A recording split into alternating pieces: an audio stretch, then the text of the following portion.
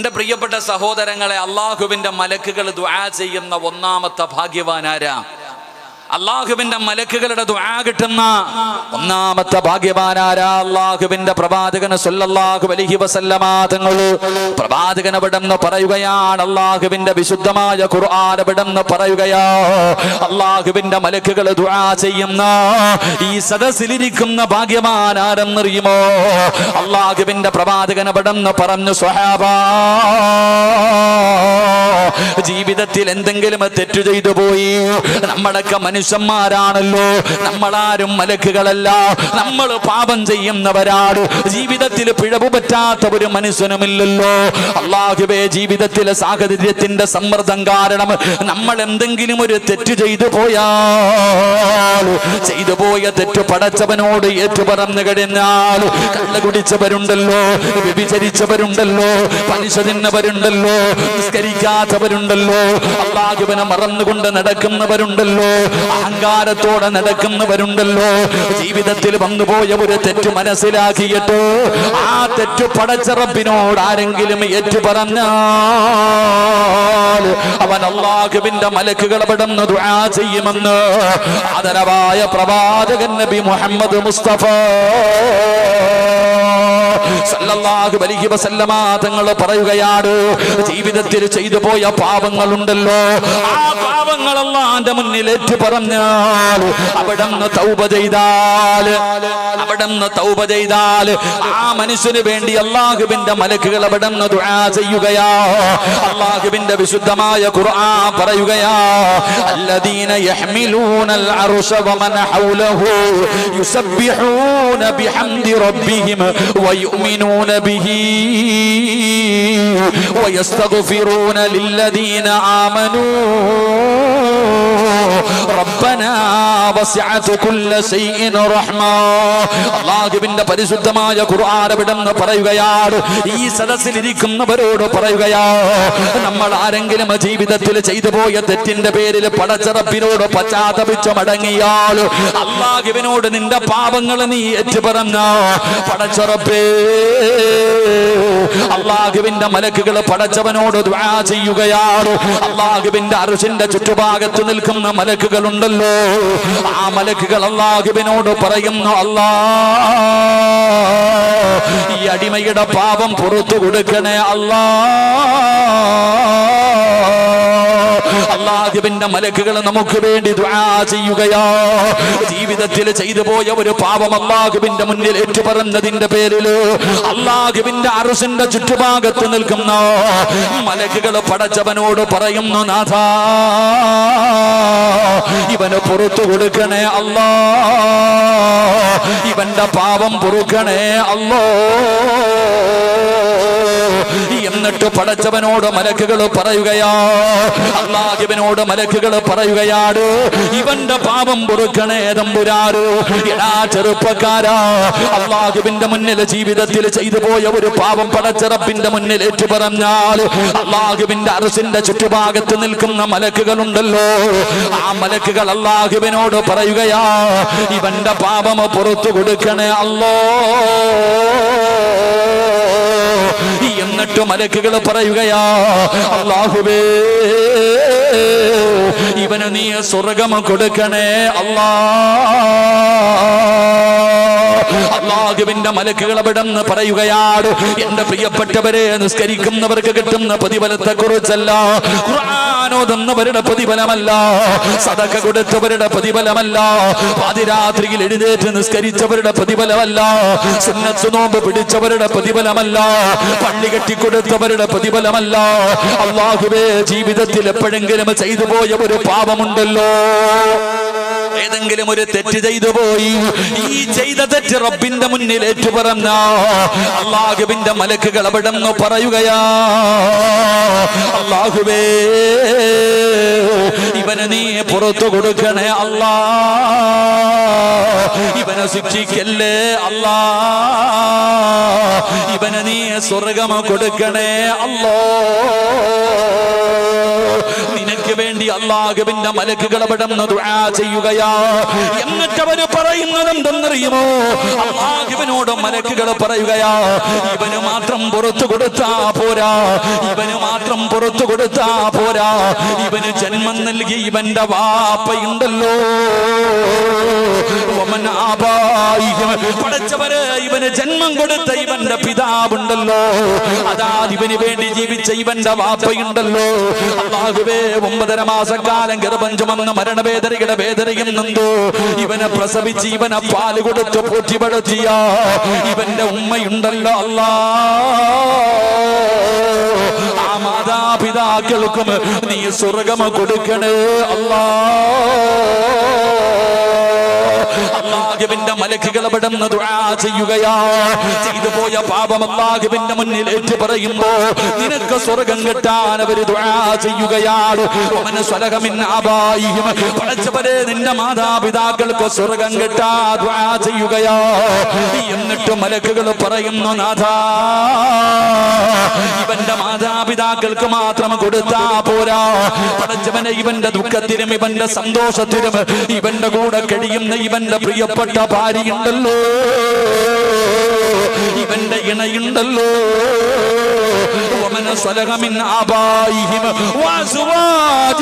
പടച്ചവനെ ഇവന്റെ ഭാര്യയുണ്ടല്ലോ, ആ പാവപ്പെട്ടവൾക്കും നീ പുറത്തു കൊടുക്കണേ അല്ലാ, അവൾക്കും നീ സ്വർഗ്ഗം കൊടുക്കണേ അല്ലാ. എന്നിട്ട് അവിടുന്ന് മലക്കുകളെ നിർത്തുന്നില്ല, അവര് പറയുകയാ,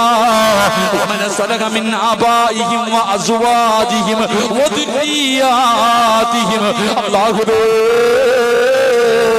ഇവന്റെ രക്തത്തിൽ പിറന്ന ഇവന്റെ മക്കളുണ്ടല്ലോ,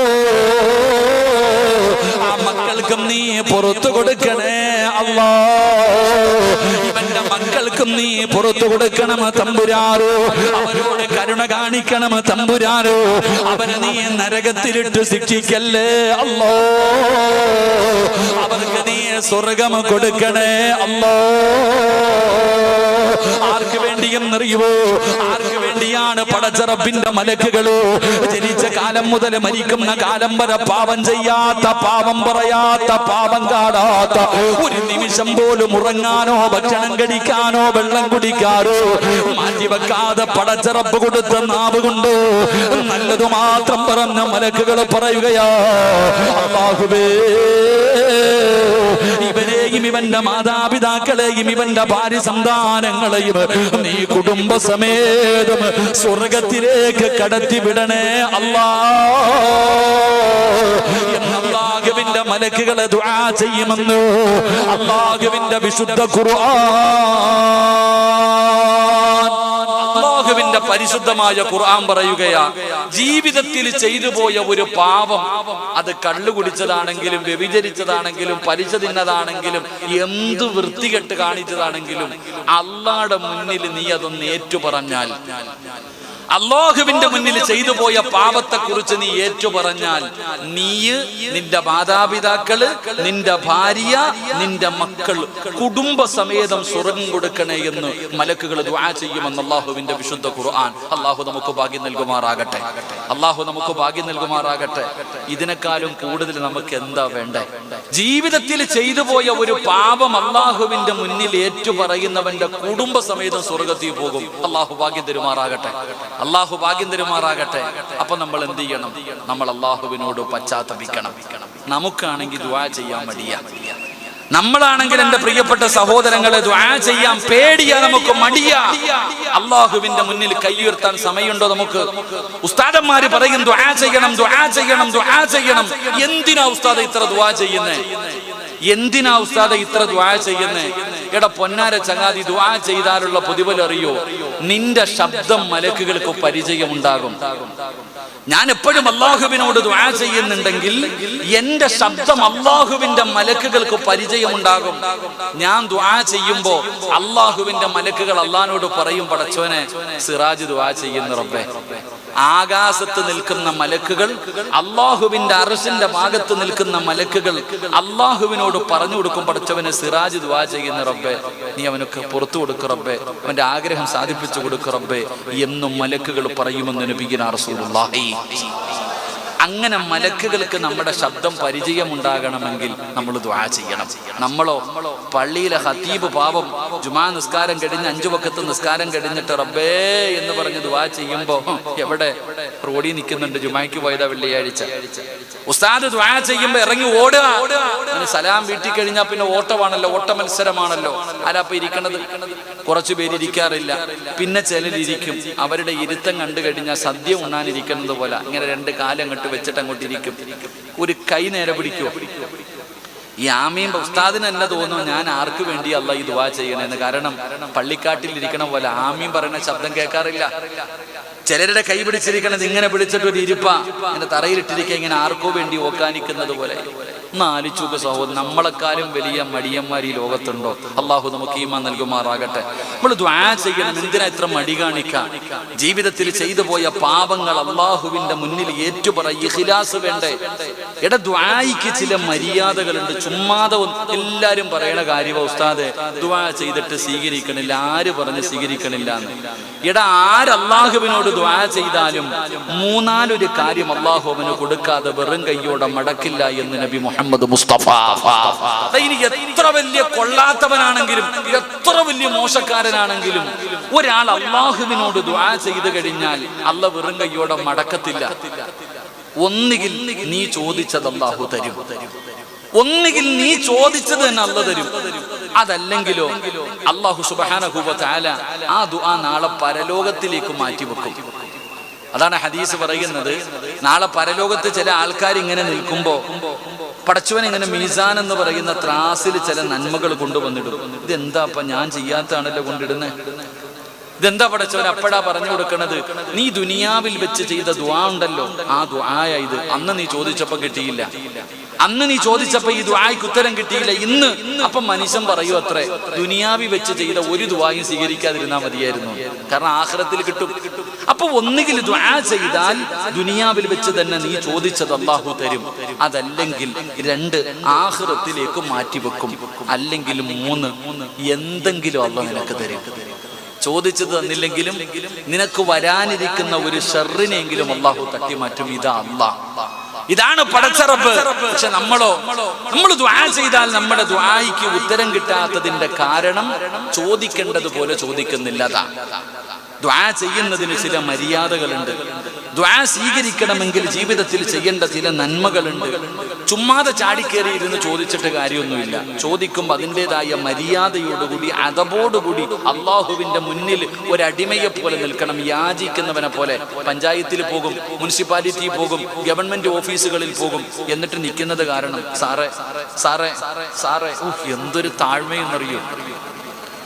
എടാ ഒരു പേപ്പർ റെഡിയാക്കാൻ വേണ്ടി എന്തിന് കോവിഡ് വന്നാൽ ഇപ്പൊ എന്തെങ്കിലും മറ്റേ എന്തെടുക്കല്ല ഇഞ്ചക്ഷൻ എടുക്കാൻ പോവില്ലേ, അവന്റെ മുന്നിൽ പോയി വളയുക. എന്നാ നിന്നെ പടച്ച അള്ളാടെ മുന്നിൽ ആ താഴ്മയുണ്ടോ? ഇല്ല. അല്ലാഹുവിനോട് കാണിക്കുന്നില്ല. ദുആ ചെയ്താ സ്വീകരിക്കണോ? ദുആ ചെയ്താ സ്വീകരിക്കണോ? ഒരു കാര്യം ചെയ്തിട്ട് ദുആ ചെയ്താൽ അവന്റെ ദുആ തള്ളപ്പെടില്ല എന്ന് നബി മുഹമ്മദ് മുസ്തഫ സല്ലല്ലാഹു അലൈഹി വസല്ലമ തങ്ങൾ പറയുന്നു, ഒരു ദുആ അല്ലാഹു തള്ളപ്പെടില്ല. ഏത് ദുആ? ഏത് ദുആ? ബിസ്മി പറഞ്ഞുകൊണ്ട് ആരാണോ ദുആ ചെയ്യുന്നത് അവന്റെ ദുആയ്ക്ക് ഉത്തരമുണ്ടെന്ന് നബി മുഹമ്മദ് മുസ്തഫ. എന്ത് പറഞ്ഞുകൊണ്ട് ദുആ ചെയ്യണം? ഒന്ന് അവരെ പറഞ്ഞിട്ടുണ്ടോ? തിന്നുമ്പോ പറയണില്ലല്ലോ, പിന്നല്ലേ ദുആ ചെയ്യുമ്പോ. ഭക്ഷണം കഴിക്കുന്ന സമയത്ത് പറയാറുണ്ടോ? എന്ത് ബിസ്മി? കൈ കഴുകണില്ലല്ലോ ഉസ്താദേ, പിന്നല്ലേ. ആരാടാ ബിസ്മി? മട്ടൻ ബിരിയാണി എടുത്ത് വെണ്ടി വെച്ചിരിക്കുമ്പോ എന്ത് ബിസ്മി? നടന്ന് തിന്നുന്നവൻ, യാചിച്ച് തിന്നുന്നവൻ. നമ്മളൊക്കെ ദുആ ചെയ്യും, അല്ലാഹുവേ മരിക്കണ കാലം വരെ ആരുടെ മുന്നിലും യാചിക്കേണ്ട അവസ്ഥ വരത്തില്ലെന്ന്. ദുആ ചെയ്യൂലേ? ദുആ ചെയ്യൂലേ? എന്നിട്ട് എന്തിനാ കല്യാണ വീട്ടിൽ പോയിട്ട് യാചിക്കണ? ഇപ്പൊ പുതിയ മോഡൽ കണ്ടിട്ടില്ലേ? കല്യാണ വീട്ടിൽ പോകും, എന്നിട്ടൊരു പാത്രം എടുത്തിട്ട് ഇങ്ങനെ തെണ്ടുവാ. ഇങ്ങനെ കല്യാണ വീട്ടിൽ പോയിട്ട് ഇവിടെ ഉണ്ടോ ബൊഫേ സിസ്റ്റം, എങ്ങനെ പോയിട്ട് തെണ്ടുവാ, ഇങ്ങനെ ഇങ്ങനെ തെണ്ടി തിന്ന. അള്ളാഹു കാക്കമാറാകട്ടെ. അതിന് പോകുന്നവനെ മടല് വെട്ടിയിട്ട് തല്ലണ്ടേ? ഞാൻ പോകാറില്ല അങ്ങനെയുള്ള കല്യാണത്തിന്. എനിക്ക് ഭക്ഷണം മുന്നിൽ കൊണ്ട് വെക്കണം, ഞാൻ അങ്ങോട്ട് പോയി അങ്ങനെ ഇരക്കാറില്ല. എന്റെ പ്രിയപ്പെട്ട സഹോദരങ്ങളെ, ബിസ്മി പറഞ്ഞിട്ട് ഭക്ഷണം കഴിക്കണം. അതുകൊണ്ടാണ് നബി സല്ലല്ലാഹു അലൈഹി വസല്ലം തങ്ങൾ പറഞ്ഞത്, ഇബ്ലീസ് ഇങ്ങനെ നിൽക്കുന്ന വീട്ടില്, ഇബ്ലീസ് വീട്ടിൽ ഇങ്ങനെ നിൽക്കും, ഇബ്ലീസിന്റെ മക്കളും നിൽക്കും. അപ്പൊ ഇങ്ങനെ ബിസ്മി പറയാതെ ആരെങ്കിലും ഭക്ഷണം കഴിക്കുന്നുണ്ടെങ്കിൽ ഇബ്ലീസ് പറയും, മക്കളെ വാ, ഇന്ന് ആഹാരം ഉണ്ട്, എല്ലാവരും കൂടി പോയിരുന്ന് തിന്നോ. പടച്ചവനെ, നിന്റെ പെണ്ണുമ്പിള്ളയുടെ മക്കളുടെ ഇടയിൽ ശൈത്താനും മക്കളും കയറി ഇരുന്ന് തിന്നുക. പിന്നെ എങ്ങനെ? അൽ ജിൻസ് യമീലുൽ ജിൻസ്, ചന്ദനം ചാരിയ ചന്ദനം മണക്കുന്നല്ലേ. ശൈത്താൻ ഇടയിൽ കയറി ഇരുന്ന് തിന്നുമ്പോ ആ ശൈത്താന്റെ സ്വഭാവം നമുക്കുണ്ടാകും. അള്ളാഹു കാക്കുമാറാകട്ടെ. എന്ന ബിസ്മി പറഞ്ഞ് തിന്നാൻ തുടങ്ങിയാലോ ഇബ്ലീസ് പറയും, ഇന്ന് പട്ടിണിയായി. എന്റെ പ്രിയപ്പെട്ട സഹോദരങ്ങളെ, ഞാൻ പറഞ്ഞു വന്നത്, ബിസ്മി പറഞ്ഞിട്ട് ദുആ ചെയ്യ്. ഭക്ഷണം കഴിക്കുമ്പോ ബിസ്മി പറഞ്ഞിട്ട് വേണം കഴിക്കാൻ. ഞാൻ ഉദാഹരണം പറഞ്ഞതാ, അതുകൊണ്ടാ പറഞ്ഞത്. ഈ അടുത്തൊരു ഉമ്മ പറയുന്നു, ഉസ്താദ്, എന്റെ മക്കൾ തമ്മിൽ ശത്രുക്കളെ പോലെ കിടന്നടിക്കുക, കൂടപ്പിറപ്പുകൾ. ഒരു ഉമ്മയുടെ 2 മക്കൾ, ജ്യേഷ്ഠനും അനിയനും ശത്രുവിനെ പോലെ തല്ലുക. അതിന്റെ കാരണം എന്താ? എന്റെ പ്രിയപ്പെട്ട സഹോദരങ്ങളെ, ഈ നാട്ടിൽ അള്ളാഹു ഇഷ്ടപ്പെടുന്ന ഏറ്റവും നല്ല ഭവനം ഏതെന്നറിയോ? അള്ളാഹു ഇഷ്ടപ്പെടുന്ന ഈ നാട്ടിലെ ഏറ്റവും നല്ല വീട് ഒരുമിച്ചിരുന്ന് ഒരു പാത്രത്തിൽ ഭക്ഷണം കഴിക്കുന്ന വീടാണെന്ന് നബി മുഹമ്മദ് മുസ്തഫ. ഏത് വീട്? ഭാര്യയും ഭർത്താവും മക്കളും ഒരുമിച്ചിരുന്ന്, ആരുടെ വീട്ടിലിരുന്നാണ് ഒരുമിച്ചിരുന്ന് ഭക്ഷണം കഴിക്കുന്നത്, ആ വീട്ടിലാണ് അള്ളാഹു ഈ നാട്ടിൽ ഏറ്റവും ഇഷ്ടപ്പെടുന്ന വീട്. അള്ളാഹു നമ്മുടെ വീട് അങ്ങനെ ആക്കി തരുമാറാകട്ടെ. നിങ്ങൾ ആരെങ്കിലും അങ്ങനെ കഴിക്കാറുണ്ടോ? ഭാര്യയും ഭർത്താവും മക്കളും ഒരുമിച്ചിരുന്ന് ഒരു പാത്രത്തിൽ കഴിക്കണ ആരെങ്കിലും ഉണ്ടെങ്കിൽ ഒന്ന് കൈപൊക്കിക്കേ. ചുമ്മാതല്ല വീട്ടിൽ ബദർ യുദ്ധം നടക്കുന്നേ. എങ്ങനെ തിന്നാനാ? അതെങ്ങനെ തിന്നാനാ? പണ്ടങ്ങനെ ഭർത്താവ് കഴിച്ചതിന്റെ ബാക്കി കഴിക്കാൻ ഭാര്യ നോക്കി നിൽക്കും, ബറക്കത്തിന് ഇത്തിരി വെക്കും, അതേ പാത്രത്തിൽ കഴിക്കും, ഇല്ലെങ്കിൽ ഒരു പാത്രത്തിൽ കഴിക്കും. ഇന്നോ നിങ്ങൾ ആരെങ്കിലും തിന്നിട്ട് നിങ്ങളുടെ ബാക്കി നിങ്ങളുടെ ഭാര്യയ്ക്ക് കൊടുത്തു നോക്കും, ഓളത് തിന്നൂല. എന്തിനും മക്കൾക്ക് കൊടുക്ക്. എടാ, പണ്ട് നമ്മുടെ ഉമ്മ ഒരു ചെറിയ ചട്ടിക്കകത്ത് ചോറും കറിയും എല്ലാം കൂടെ വാരിയിട്ടിട്ട് ഈ സിമെന്റ് കുഴക്കണ പോലെ ഒരു കുഴച്ചിട്ട് ഇങ്ങനെ വാരി തരുമ്പോ ഓടിച്ചെന്ന് ആർത്തിയോടെ തിന്നും. ഞാൻ തിന്നിട്ടുണ്ട്, നിങ്ങളും തിന്നിട്ടുണ്ട്. ഇന്ന് നിങ്ങൾ ആരെങ്കിലും ഒരു 5-6 വയസ്സുള്ള മകന്റെ മുന്നിൽ വെച്ച് കുഴച്ചിട്ട് വേണം നോക്കുമ്പോൾ അവൻ പറയും, ഉമ്മ തിന്നോളാൻ, അവൻ തിന്നൂല. ഇതാ നമ്മൾ മനസ്സിലാക്കേണ്ടത്. എന്റെ പ്രിയപ്പെട്ട സഹോദരങ്ങളെ, ഞാൻ പറഞ്ഞു വന്നത്, ബിസ്മി പറഞ്ഞിട്ട് കഴിക്കുക, ബിസ്മി പറഞ്ഞിട്ട് ദുആ ചെയ്യുക. ബിസ്മി പറഞ്ഞിട്ട് ദുആ ചെയ്താൽ ആ ദുആയ്ക്ക് ഉത്തരമുണ്ടെന്ന് നബി മുഹമ്മദ് മുസ്തഫ സല്ലല്ലാഹു അലൈഹി വസല്ലമ തങ്ങൾ അവിടെന്ന് പറഞ്ഞു തരുമ്പോൾ എന്റെ പ്രിയപ്പെട്ടവരോട് പറയുകയാണ്, എന്റെ പ്രിയപ്പെട്ട സഹോദരാ, ജീവിതത്തിൽ ചെയ്തു പോയ പാപങ്ങൾ മുഴുവനും പടച്ച റബ്ബിന്റെ മുന്നിൽ ഏറ്റു പറയൂ. ഉസ്താദേ, എന്റെ ദുആ അല്ലാഹു സ്വീകരിക്കുന്നില്ല. സ്വീകരിക്കാതിരിക്കാനുള്ള കാരണം എന്തെന്നറിയോ? ചോദിക്കേണ്ടതുപോലെ നീ ചോദിക്കാത്തത് കൊണ്ടാ. അല്ലാഹുവിനോട് ചോദിക്കേണ്ടതുപോലെ ചോദിക്കാത്തത് കൊണ്ടാ. എങ്ങനെയാണ് ചോദിക്കേണ്ടതെന്നറിയോ? പാപങ്ങളോരോ ഉസ്താദ് പറഞ്ഞു തരികയാ. എങ്ങനെയാണ് പടച്ച റബ്ബിനോട് തൗബ ചെയ്യേണ്ടതെന്നറിയോ? എങ്ങനെയാണ് ദുആ ചെയ്യേണ്ടതെന്നറിയോ? പൊറുക്കന്റെ പാപമാ സയ്യിദി വെറുക്കാതെ പൊറുക്കുന്നവനാരുണ്ട് നീയല്ലാതെ. ഇഹലോകാർഭാടങ്ങളെന്നെ വലച്ചതാ, നഫ്സെന്നെ ഉന്തി തള്ളിവിട്ടു ചതിച്ചതാ. അല്ലാതെ ധിക്കരിച്ചല്ല റബ്ബേ നിന്നെ, അതുകൊണ്ട് ആട്ടരുതിലാഹേ എന്നെ. അല്ലാഹുവിനോട് പറയണം, പടച്ചവനെ, നിന്നെക്കാളും പൊറുക്കുന്ന ഒരാളും ഈ ലോകത്തില്ല, നിന്നെ പോലെ പൊറുക്കുന്ന ഒരാളും ഈ പ്രപഞ്ചത്തിലില്ല. പടച്ചവനെ, ജീവിതത്തിൽ ഒരുപാട് പിഴവുകൾ വന്നുപോയി. ഇതൊക്കെ പടച്ചവനെ ഇബ്ലീസ് ചതിച്ചതാണല്ലോ, പെട്ടുപോയതാണല്ലോ, സാഹചര്യത്തിന്റെ സമ്മർദ്ദത്തിൽ ചെയ്തു പോയതാ അല്ലാ. അല്ലാഹുവേ, അഹങ്കാരത്തോടെ ചെയ്തതല്ല. എന്ത് ചെയ്താലും നീ കാണുമെന്ന് എനിക്കറിയാം.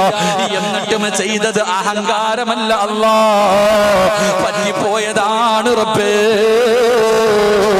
എനിക്ക് പുറത്തു തരണേ അല്ലാ. അല്ലാഹുവിനോട് ദുആ ചെയ്യണം ചെറുപ്പക്കാരാ.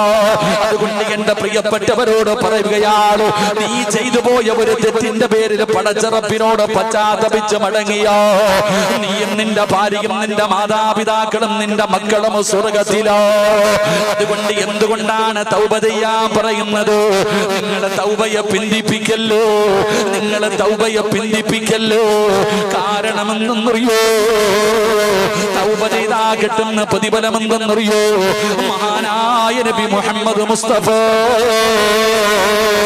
സല്ലല്ലാഹു അലൈഹി വസല്ലമ തങ്ങൾ അവിടുന്ന് സ്വഹാബത്തിനോട് പറഞ്ഞു കൊടുക്കുകയാണ് തൗബയെ കുറിച്ച്. പ്രവാചകൻ അവിടുന്ന് തൗബയെ കുറിച്ച് പറഞ്ഞു കൊടുക്കുമ്പോ ജീവിതത്തിൽ ചെയ്തു പോയ പാപം പടച്ച റബ്ബിന്റെ മുന്നിൽ ഏറ്റു പറയുന്നവർക്ക് പടച്ച റബ്ബ് കൊടുക്കുന്ന പ്രതിഫലത്തെ കുറിച്ച് അല്ലാഹുവിന്റെ റസൂൽ അവിടുന്ന് പറഞ്ഞു കൊടുക്കുമ്പോ പ്രവാചകന്റെ മുന്നിലേക്ക് ഒരു ചെറുപ്പക്കാരൻ കടന്നു വരികയോ. മഹാനായ മായിസ് റളിയല്ലാഹു തആല അൻഹു, യുവത്വത്തിന്റെ നടുവിലൂടെ നടന്നു പോകുന്ന മായിസ് എന്ന് പറയുന്ന ചെറുപ്പക്കാരനുണ്ടല്ലോ, അല്ലാഹുവിന്റെ പ്രവാചകന്റെ മുന്നിലേക്ക് കടന്നു വരികയോ.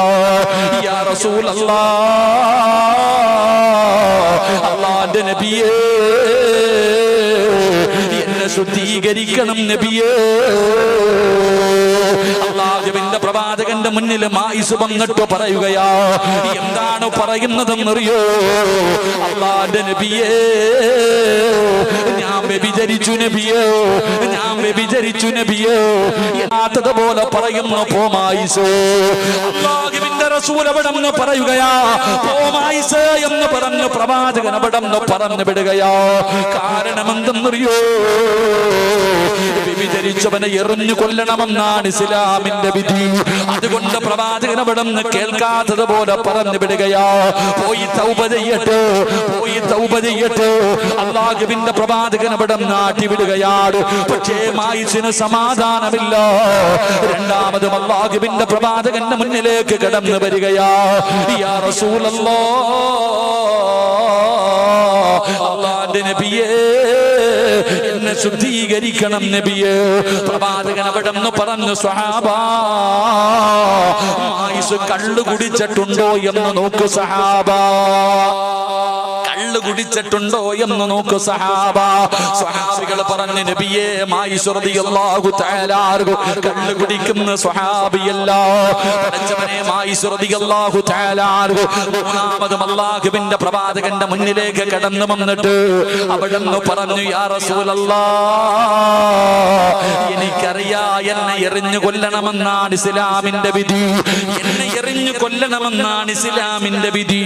എനിക്കറിയാ നബിയേ, എനിക്കറിയാ നബിയേ, എന്നിട്ടും ഞാൻ ഈ ശിക്ഷ ഏറ്റുവാങ്ങാനുള്ള കാരണം എന്തെന്നറിയോ?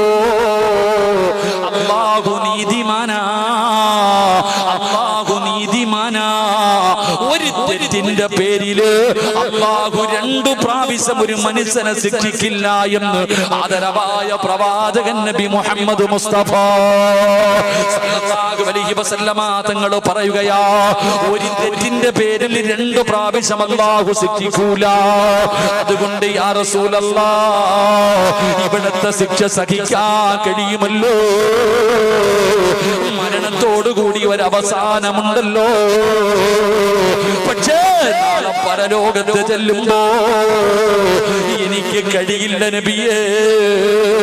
ഒരു വ്യഭിചാരിയെ പോലെ, ഒരു പാവിയെ പോലെ അല്ലാഹുവിന്റെ മുന്നിലേക്ക് കടന്നു ചെല്ലാൻ എനിക്ക് പേടിയാ നബിയേ. നരകത്തിന്റെ തീ എനിക്ക് പേടിയാ നബിയേ. എന്റെ പ്രിയപ്പെട്ടവരെ, പ്രവാചകൻ സ്വല്ലല്ലാഹു റളിയല്ലാഹു തആല അൻഹുവിനെ എറിഞ്ഞു കൊല്ലാൻ പറയുമ്പോ പടച്ച റബ്ബേ, സ്വഹാബികൾ അവിടുന്ന് ഏറു തുടങ്ങി. സ്വഹാബികളെ കല്ലെടുത്തെറിയാൻ തുടങ്ങി. മായിസ് റളിയല്ലാഹു തആല വേദന സഹിക്കാൻ കഴിയാതെ ഓടുകയാ. മായിസ് തങ്ങൾ വേദന സഹിക്കാൻ കഴിയാതെ ഓടി രക്ഷപ്പെടുകയാണ്. പടച്ചവരെ, സ്വഹാബികൾ വന്ന് പറഞ്ഞു, യാ റസൂലല്ലാഹ്, മായിസ് ഓടി രക്ഷപ്പെട്ടു നബിയേ. പ്രവാചകന് സമാധാനമായി, പ്രവാചകന് സമാധാനമായി. കുറച്ചു കഴിയുമ്പോ ശരീരത്തിലൂടെ രക്തമൊലിപ്പിച്ചു കൊണ്ടുവരുന്നു മായിസ്. യാ റസൂലല്ലാഹ്, അറിയാതെ ഓടിപ്പോയതാ നബിയേ. ശരീരം വേദനിച്ചപ്പോ ഓടിയതാണ് നബിയേ. ഒരു കുഴി കുത്തിയിട്ട് ആ കുഴിക്കകത്തി എന്നെ ഇറക്കി നിർത്തിയിട്ട് എറിയാ പറ നബിയേ. ഓടണമെന്ന് വിചാരിച്ചാൽ എന്നെ കൊണ്ട് കഴിയില്ലല്ലോ. ചെറുപ്പക്കാരാ, എന്തുകൊണ്ടാണ് ഈ ശിക്ഷ ഏറ്റുവാങ്ങാനുള്ള കാരണമെന്തെന്നറിയോ? ഇവിടെ വെച്ച് അതിന്റെ ശിക്ഷ ഏറ്റുവാങ്ങിക്കഴിഞ്ഞാൽ നാളെ പടച്ചറപ്പിന്റെ മുന്നിൽ രക്ഷപ്പെടാൻ കഴിയുമല്ലോ. അതുകൊണ്ടായിരുന്നടാ ചെറുപ്പക്കാരാ, അതാ ഒരു പെണ്ണ് കിടന്നു വരികയാ. മായിസ് റളിയല്ലാഹു തആല ഇവനെ എറിഞ്ഞു കൊന്ന കഥ കേട്ടപ്പോ ഒരു പെണ്ണ് കിടന്നു വരികയാണ് നബിയേ. രണ്ടാമത്തെ പ്രതി ഞാനാ. എന്റെ വയറിനകത്ത് കിടക്കുന്ന കുഞ്ഞു മായിസിന്റെ കുഞ്ഞാണ് നബിയേ. പടച്ചവരെ, അല്ലാഹുവിന്റെ പ്രവാചകന്റെ മുന്നിൽ വന്നിട്ട് പറയുന്നു, എനിക്കുള്ള ശിക്ഷ തരാറ്. റസൂലുള്ളാഹി തങ്ങൾ പറഞ്ഞു, നീ ഗർഭിണിയല്ലോ, നീ പ്രസവിച്ചു കഴിഞ്ഞു വരാറ് പറഞ്ഞു വിടുകയാണ്. ആ പെണ്ണ് തന്റെ വീട്ടിലേക്ക് കടന്നു ചെന്നു. 9.5 മാസം കഴിഞ്ഞു. അവിടെ നിന്ന് പ്രസവിച്ചു കഴിഞ്ഞപ്പോ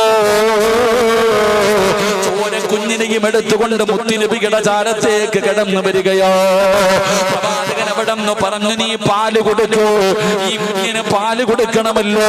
പടച്ചവനെ പിന്നെയും പറഞ്ഞു വിടുകയാണ്. അവസാനം തന്റെ കുഞ്ഞ് പാലുകുടി നിർത്തിയപ്പോ, ഭക്ഷണം കഴിക്കാൻ തുടങ്ങുന്ന സമയമെത്തിയപ്പോ ആ ചോര കുഞ്ഞുമായിട്ട് മുത്തുനബിയുടെ മുന്നിൽ കൊണ്ടുവന്നിട്ട് കുഞ്ഞിന്റെ വായിലേക്ക് മറ്റുള്ള ഭക്ഷണം വെച്ച് കൊടുത്ത് കാണിച്ചു കൊടുക്കുകയാ. ഭക്ഷണം കഴിക്കാ തുടങ്ങി നബിയേ. എനിക്കുള്ള ശിക്ഷതാ നബിയേ എന്ന് പറഞ്ഞുകൊണ്ട് മുത്തുനബിയുടെ മുന്നിൽ നിന്ന് ശിക്ഷ ഏറ്റുവാങ്ങി എന്ന് ചരിത്രം പറയുമ്പോ എന്റെ പ്രിയപ്പെട്ടവരോട് പറയുകയാ, മോനെ, റബ്ബിന്റെ മുന്നിൽ ഏറ്റു പറയടാ. കള്ള് കുടിച്ചവനാണെങ്കിലും വ്യഭിചരിച്ചവനാണെങ്കിലും പലിശ തിന്നവനാണെങ്കിലും എത്ര വലിയ വലിയ അപരാധം ചെയ്തവനാണെങ്കിലും നീ മടി കാണിക്കണ്ട. നിനക്കൊരു പേടിയും വേണ്ട, ഒരു വിഷമവും വേണ്ട. ചെയ്തു പോയ പാപം അല്ലാഹുവിന്റെ മുന്നിൽ ഏറ്റു പറയാൻ കഴിയൂ. നിന്റെ അല്ലാഹുവെന്നറിയോ? 100 കൊല ചെയ്തവന് പുറത്തു കൊടുത്തിട്ട് സ്വർഗം കൊടുത്തവനാ. ജീവനോടെ എന്റെ പൊന്നാര പെമ്മക്കളെ കുടിച്ചു മൂടിയ കാട്ടാളന്മാർക്ക് അല്ലാഹു പുറത്തു കൊടുത്തില്ലേ? മയ്യത്തിനെ വ്യഭിചരിച്ചവന് പടച്ചറപ്പ് പുറത്തു കൊടുത്തില്ലേ? പിന്നെ എന്തിനാ നീ ഭയപ്പെടുന്നത്? ഇബാദിയല്ലദീന അസ്റഫൂ അലാ അൻഫുസിഹിം ലാ തഖ്നതൂ മിർ റഹ്മത്തില്ലാഹ്. അല്ലാഹു പറയുന്നു, നബിയേ, എന്റെ അടിമകളോട് പറഞ്ഞു കൊടുക്ക് നബിയേ, അവരെത്ര വലിയ പാപം ചെയ്തവരാണെങ്കിലും എത്ര വലിയ ദ്രോഹം ചെയ്തവരാണെങ്കിലും എന്നോടൊന്ന് പറയാറ്, എന്നോടൊന്ന് ഏറ്റു പറയാറ്. ചെയ്തു പോയത് മുഴുവനും എന്റെ മുന്നിലൊന്ന് ഏറ്റു പറഞ്ഞ് തൗബ ചെയ്യാറ്. അവരോട് പറ നബിയേ, ഞാൻ ഗഫൂറാണ് നബിയേ, ഞാൻ പുറത്തു കൊടുക്കുന്നവനാണ് നബിയേ. അതുകൊണ്ട് മലക്കുകളുടെ ദുആ വേണോ? നാളത്തേക്ക് മാറ്റി വെക്കല്ലേ. കാരണം വമാ തദ്രീ നഫ്സുൻ മാദാ തക്സിബു ഗദാ. നാളെ നീ ഉണ്ടാകുമെന്ന് നിനക്കറിയില്ലല്ലോ. അതുകൊണ്ട് നാളത്തേക്ക് മാറ്റി വെക്കാതെ ഇവിടെ നിന്ന് പിരിയുന്നതിന് മുമ്പ് ഈ മക്കാമിന്റെ മുന്നിൽ ഇരുന്നിട്ട് ജീവിതത്തിൽ ഈ നിമിഷം വരെ ചെയ്തത് മുഴുവനും പടച്ച റബ്ബിന്റെ മുന്നിൽ ഏറ്റു പറഞ്ഞിട്ട് ഇവിടെ നിന്ന് എഴുന്നേറ്റ് പോകുമ്പോ മലക്കുകൾ നിനക്ക് വേണ്ടി ദുആ ചെയ്യുകയാ. അതുകൊണ്ട് എന്റെ എന്റെ പ്രിയപ്പെട്ടവരോട് പറയുകയാ, ഒരുപാട് കരയണമെന്നില്ല, ഒരുപാട് നിലവിളിക്കണമെന്നില്ല, പറയേണ്ടത് ആത്മാർത്ഥത വേണം ചെറുപ്പക്കാരാ. ഇഖ്ലാസ് വേണം മോനെ. ഇഖ്ലാസോടുകൂടി പറയുന്നത് ഒരു വാക്കാണെങ്കിലും ഒരു അസ്തഗ്ഫിറുല്ലാഹയാണെങ്കിലും പടച്ചവനെ എനിക്ക് പുറത്തു തരണേ എന്ന് പറയുന്ന ഒരു ചെറിയ വാക്കാണെങ്കിലും അല്ലാഹു നിനക്ക് പുറത്തു തരും. ഒരു ചരിത്രം പറയട്ടെ, ഒരുപാട് കേൾക്കുന്ന ചരിത്രമല്ലോ, എങ്കിലും ചെറുപ്പക്കാരോ ആകാൻ വേണ്ടി ഒരു ചരിത്രം പറയാ. മഹാനായ കലീമുല്ലാഹി മൂസാ നബി അലൈഹിസ്സലാം, മൂസാ നബിയുടെ മുന്നിലേക്ക് തന്റെ ജനതകൾ കടന്നു വരികയാണ്. ജനങ്ങളെ കടന്നു വന്നിട്ട് പറയുന്നു, നബിയേ വെള്ളത്തിന്റെ ക്ഷാമമാണ് നബിയേ, കുടിക്കാ വെള്ളമില്ല നബിയേ, മൃഗങ്ങൾ പോലും വലിയ പ്രയാസത്തിലാണ് നബിയേ, അതുകൊണ്ടൊരു പരിഹാരം കാണണം നബിയേ. മൂസാ നബി അലൈഹിസ്സലാം അവിടെന്ന് പറയുകയാണ്, ജനങ്ങളോട് പറഞ്ഞു ഒരു ദിവസം ഒരുമിച്ച് കൂടാറ്, എല്ലാവരും ഒരു ഗ്രൗണ്ടിൽ ഒരുമിച്ച് കൂടാറ്. പഠിച്ചവനെ അങ്ങനെ ജനങ്ങളുടെ മുഴുവനും ഒരുമിച്ച് കൂടുകയാണ്. മഹാനായ മൂസാ നബി അലൈഹിസ്സലാം ജനങ്ങളുടെ മുന്നിലേക്ക് പോയിരുന്നു. ചരിത്രം പറയുകയാണ്, 70,000-ൽ പരം വരുന്ന ജനങ്ങളുണ്ടായിരുന്നു. മൂസാ നബി അലൈഹിസ്സലാം പ്രപഞ്ചത്തിന്റെ അധിപനായ പടച്ചറപ്പിന്റെ ദർബാറിലേക്ക് തന്റെ ഇരുകരങ്ങൾ ഉയർത്തിയിട്ട് മൂസാ നബി ദുആ ചെയ്യുകയാ, അല്ലാഹുവേ മഴ തരണേ അല്ലാ, വല്ലാത്ത പ്രയാസമാ അല്ലാ. മഴ കിട്ടുന്നതിന് വേണ്ടി ദുആ ചെയ്യുകയാ. പടച്ചവനെ മഴ വരുന്നില്ല, അടയാളം കാണുന്നില്ല. മൂസാ നബി പിന്നെയും ദുആ ചെയ്യുകയാ. അപ്പോഴാണ് വിളിച്ചു പറയുന്നു, മൂസാ ദുആ സ്വീകരിക്കില്ല മൂസാ, മഴ പെയ്യില്ല മൂസാ. കാരണം എന്തെന്നറിയോ, അങ്ങയുടെ മുന്നിലിരിക്കുന്ന ജനങ്ങളുടെ നടുവിലോ 40 കൊല്ലമായിട്ട് പടച്ചറപ്പിനെ മറന്നു നടക്കുന്ന ഒരു ധിക്കാരിയുണ്ട്. അല്ലാഹു ചെയ്തു കൊടുക്കുന്ന അനുഗ്രഹങ്ങളുടെ മുഴുവനും 2 കൈയും നീട്ടി സ്വീകരിച്ചിട്ട് അല്ലാഹനെ മറന്നുകൊണ്ട് നടക്കുന്ന ഒരുത്തരും 40 വർഷമായിട്ട് മറന്നു നടക്കുന്നവനോ, അവനീ സദസ്സിരിപ്പുണ്ട്.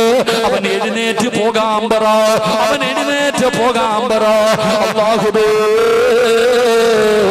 മൂസാ നബി വിളിച്ചു പറയുകയാ, ആരാ? അല്ലാഹുവിനെ 40 കൊല്ലമായി മറന്നു നടക്കുന്ന ഒരു വൃത്തികെട്ടവനീയ സദസ്സിലുണ്ട്. ഒരു ഭാവിയായ മനുഷ്യൻ ഇവിടെ ഇരിപ്പുണ്ട്. അവൻ എഴുന്നേറ്റ് പോകണേ, അവൻ എഴുന്നേറ്റ് പോകണേ. മൂസാ നബി ഇവിടെ നിന്ന് പറന്നു കഴിയുമ്പോ ജനങ്ങൾ പരസ്പരം നോക്കുന്നു, ആരാ? അല്ലാഹ്. ഈ വൃത്തികെട്ടവനാരാ? ഇത്രയും വലിയ പാവി ആരാ? ജനങ്ങൾ മുഴുവനും പരസ്പരം നോക്കുകയാണ്. ഒരാൾ പോലും എഴുന്നേറ്റ് പോകുന്നില്ല. അപ്പോഴാണ് 40 കൊല്ലമായിട്ട് അല്ലാഹനെ മറന്ന് നടക്കുന്ന മനുഷ്യനുണ്ടല്ലോ, അവനവിടെ ചിന്തിച്ചു, അല്ലാഹ് എന്നെ കുറിച്ചാണല്ലോ പറയുന്നത്, എന്നെ കുറിച്ചാണല്ലോ പറയുന്നത്. ഞാനിവിടെ നിന്ന് എഴുന്നേറ്റ് പോയാ ജനങ്ങൾ അറിയുമല്ലോ, നാണം കെടുമല്ലോ. എഴുന്നേറ്റ് പോകാതെ ഇരുന്നാൽ മഴ പെയ്യില്ലല്ലോ. ആ മനുഷ്യനവിടുന്ന് തന്റെ കുറ്റബോധം വരികയാണ്. ചെയ്തു പോയ പാപങ്ങളെ കുറിച്ചുള്ള ഓർമ്മകളെന്ന് വരികയാണ്. ആ മനുഷ്യൻ ചെയ്തത് എന്തെന്നറിയോ? അല്ലാഹുവേ തന്റെ മുട്ടിലേക്ക് തന്റെ തലയങ്ങ് താഴ്ത്തി വെക്കുകയാ. അവിടുന്ന് തലയങ്ങ് താഴ്ത്തി വെച്ചിട്ട് ആ മനുഷ്യൻ അല്ലാഹുവോട് പറയുകയാ, അല്ലാഹുവേ ഇന്നുവരെ ചെയ്തത് പാപമാ അല്ലാഹ്, സമ്മതിക്കുന്നു അല്ലാഹ്, കുറ്റബോധമുണ്ട് റബ്ബേ. എങ്ങനെയാണ് തൗബ ചെയ്യേണ്ടതെന്ന് പോലും എനിക്കറിയില്ല അല്ലാഹ്. എങ്ങനെയാണ് ചെയ്തു പോയ പാപങ്ങൾ നിന്നോട് പറയേണ്ടതെന്ന് എനിക്കതുപോലും അറിയില്ല അല്ലാഹ്. എങ്കിലും ഞാൻ പറയുകയാ, ഇനി ഒരിക്കലും ചെയ്യില്ല അല്ലാഹ്. ഇനി ഒരിക്കലും നിന്നോട് ഞാൻ എതിര് പ്രവർത്തിക്കില്ല. ഇന്നുവരെ ചെയ്തത് പൊറുത്തുതാ അല്ലാഹ്. ചെയ്തത് എനിക്ക് പുറത്തു താ അല്ലാഹ്. എന്നിട്ട് ആ മനുഷ്യൻ പറയുന്നു, അല്ലാഹ് എന്റെ തൗബ സ്വീകരിച്ചാൽ, എന്റെ പാപം പൊറുത്താൽ മഴ തരണേ അല്ലാഹ്, മഴ തരണേ ആകാശത്ത് കാർമേഘം വരികയാണ്. ജനങ്ങൾ മുഴുവനും മഴ വരുന്നത് കണ്ടപ്പോ സന്തോഷം കൊണ്ടവരോടുകയാ. ആകാശത്ത് നിന്ന് മഴത്തുള്ളികൾ ഭൂമിയുടെ മടിത്തട്ടിലേക്ക് പെയ്തിറങ്ങുകയാണ്. മൂസാ നബിക്ക് അത്ഭുതമായി, റബ്ബേ ഒരാളും എഴുന്നേറ്റ് പോയില്ലല്ലോ, ഒരാളും എഴുന്നേറ്റ് പോയില്ലല്ലോ. അലൈഹിസ്സലാം കടന്നു വന്നിട്ട് പറഞ്ഞു കൊടുക്കുകയാ, മൂസ നബിയേ ആ മനുഷ്യൻ അല്ലാഹുവിനോട് തൗബ ചെയ്തു. ആ മനുഷ്യന്മാരെ അല്ലാഹുവിന് വല്ലാത്ത ഇഷ്ടമാ. പടച്ച റബ്ബിനെ പേടിച്ച് 5 നേരം നിസ്കരിച്ച് നടക്കുന്നവർ അല്ലാഹുവിന് വല്ലാത്ത ഇഷ്ടമാ. ഇതുപോലെ ജീവിതത്തിൽ ചെയ്തു പോയ തെറ്റുണ്ടല്ലോ, ആരെങ്കിലും അല്ലാഹുവിനോട് ഏറ്റു പറഞ്ഞാൽ അവന് അല്ലാഹുവിന് വല്ലാത്ത ഇഷ്ടമാണെന്ന് ആദരവായ പ്രവാചകൻ നബി മുഹമ്മദ് മുസ്തഫ സല്ലല്ലാഹു അലൈഹി വസല്ലമ തങ്ങൾ പറയുമ്പോ അല്ലാഹുവിന്റെ മലക്കുകളുടെ ദുആ കിട്ടുന്ന ഒന്നാമത്തെ വിഭാഗം ആരെന്നറിയോ? ജീവിതത്തിൽ ചെയ്തു പോയ പാപങ്ങൾ അല്ലാഹുവിന്റെ മലക്കുകൾ ദുആ ചെയ്യുമെന്ന് അല്ലാഹുവിന്റെ വിശുദ്ധ ഖുർആൻ. രണ്ടാമത്തെ വിഭാഗമാരാ? അല്ലാഹുവിന്റെ പ്രവാചകൻ അവിടുന്ന് പറഞ്ഞു തരികയാ. അല്ലാഹുവിന്റെ ഖുർആൻ അവിടുന്ന് പറയുകയാണ്, എന്റെ പ്രിയപ്പെട്ട സഹോദരങ്ങള്, നമ്മളൊക്കെ നമസ്കരിക്കുന്നവരാണല്ലോ, പള്ളിയിലെ ഖതീബിന്റെ പുറകിൽ നിന്ന് നിസ്കരിക്കുന്നവരാണല്ലോ. ഉസ്താദ് അവിടുന്ന് ഫാത്തിഹ ഓതുമല്ലോ. മലക്കുകളുടെ ദുആ കിട്ടുന്ന രണ്ടാമത്തെ വിഭാഗം, അല്ലാഹുവിന്റെ പള്ളിയിൽ നമ്മൾ നമസ്കരിക്കാൻ പോകും. പള്ളിയിലെ ഖതീബ് ഉസ്താദ് ഫാത്തിഹ ഓതും, പള്ളിയിലെ ഇമാമ് ഫാത്തിഹ ഓതും. ആ ഫാത്തിഹ ഓതി തീർന്നതിന് ശേഷം ഉസ്താദ് പറയും ആമീൻ വലല്ലാലീൻ, ആമീൻ. ആ ആമീൻ എന്ന് പറയുന്ന സമയം ആരാണോ എന്റെ പ്രിയപ്പെട്ട സഹോദരങ്ങളെ ആ സമയത്ത് ആമീൻ പറയുന്നത്, അവൻ അല്ലാഹുവിന്റെ മലക്കുകളുടെ ദുആ കിട്ടുമെന്ന് നബി മുഹമ്മദ് മുസ്തഫ സല്ലല്ലാഹു അലൈഹി വസല്ലമ തങ്ങൾ പറയുന്നു, ഉസ്താദ് വലല്ലാലീൻ ആമീൻ എന്ന് ഉസ്താദ് പറയുന്നതിന് മുമ്പേ നമ്മൾ ആമീൻ പറയും, ഇല്ലേ? ഉസ്താദ് ആമീൻ പറയുന്നതിന് മുമ്പേ നമ്മൾ പറഞ്ഞിട്ടുണ്ടാവും. അങ്ങനെ ചില ബിരുദന്മാരുണ്ട്, ഖതീബ് സുജൂദിൽ എത്തുന്നതിന് മുമ്പേ സുജൂദിൽ പോയിട്ട് നോക്കിയിരിക്കുന്ന ആൾക്കാരില്ലേ? അല്ലാഹു കാക്കുമാറാകട്ടെ, അല്ലാഹു കാക്കുമാറാകട്ടെ, ഇല്ലേ? ഉസ്താദ് സുജൂദിൽ എത്തിയിട്ടില്ല, അതിനു മുമ്പേ സുജൂദിൽ പോയി കിടക്കുന്ന ആൾക്കാരില്ലേ? നാളെ പന്നിയുടെ കോലത്തിൽ എഴുന്നേറ്റ് വരും. അല്ലാഹു കാക്കുമാറാകട്ടെ. ഏത് കോലത്തിൽ? പന്നിയുടെ കോലത്തിലാണ് നാളെ പരലോകത്ത് അവർ കടന്നു വരുന്നത്. അല്ലാഹു കാത്തിരക്ഷിക്കുമാറാകട്ടെ. എന്റെ പ്രിയപ്പെട്ട സഹോദരങ്ങളെ, ഇഹ്ദിന സിറാത്തൽ മുസ്തഖീം സിറാത്തൽ ലദീന അൻഅംത അലൈഹിം ഗൈറിൽ മഗ്ദൂബി അലൈഹിം വലല്ലാലീൻ. എന്റെ പ്രിയപ്പെട്ടവരെ, ഇമാം ഓതുമ്പോ എന്ത് പറയണം? ആമീൻ എന്ന്. ഹുറൈറ റളിയല്ലാഹു തആല അൻഹു അന്ന നബി സല്ലല്ലാഹു അലൈഹി വസല്ലം ഖാൽ ഇദാ അമ്മനൽ ഇമാമ ഫഅമ്മിനു ഫഇന്നഹു മൻ വാഫഖ. റസൂലുള്ളാഹി സ്വല്ലല്ലാഹു അലൈഹി വസല്ലം തങ്ങൾ പറയുന്നു, ഇമാം ആമീൻ ചൊല്ലിയാൽ നിങ്ങളും ആമീൻ ചൊല്ലുക, നിങ്ങളും ആമീൻ ചൊല്ലുക. ഒരാളുടെ ആമീൻ ചൊല്ലൽ മലക്കുകളുടെ ആമീനുമായി, ആ രണ്ടുമായി ഒരുമിച്ചാണ് ചെയ്യുന്നതെങ്കിൽ അവൻ ചെയ്തു പോയ പാപങ്ങൾ അല്ലാഹു പുറത്തു കൊടുക്കുമെന്ന് മഹാനായ നബി മുഹമ്മദ് മുസ്തഫ. നമ്മൾ ആമീൻ ഇമാമു വലല്ലാലീൻ എന്ന് പറഞ്ഞു, ആമീൻ. ആ സമയത്ത് നമ്മൾ ആമീൻ പറയുമ്പോ നമ്മളുടെ ആമീനും മലക്കുകളുടെ ആമീനും തമ്മിൽ യോജിച്ചു കഴിഞ്ഞാൽ നീ രക്ഷപ്പെട്ടു. നിന്റെ പാപങ്ങൾ മുഴുവനും അല്ലാഹു പുറത്തു തരും. സഹീഹുൽ ബുഖാരിയിലുള്ള ഹദീസ. അല്ലാഹു നമുക്ക് ഈമാൻ നൽകുമാറാകട്ടെ.